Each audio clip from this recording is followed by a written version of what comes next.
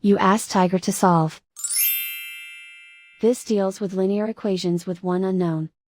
The final result is a equals -10/7. Let's solve it step by step. Simplify the expression. Expand the parentheses.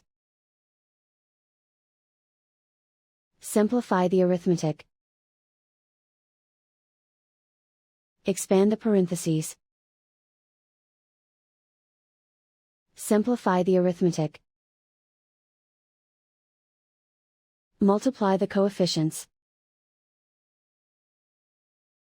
Group like terms. Simplify the arithmetic.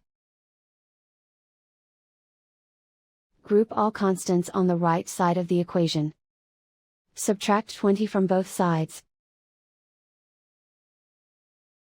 Simplify the arithmetic.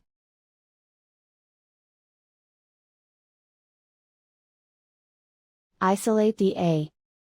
Divide both sides by 14. Simplify the fraction.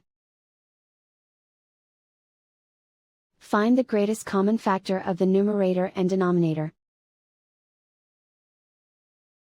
Factor out and cancel the greatest common factor.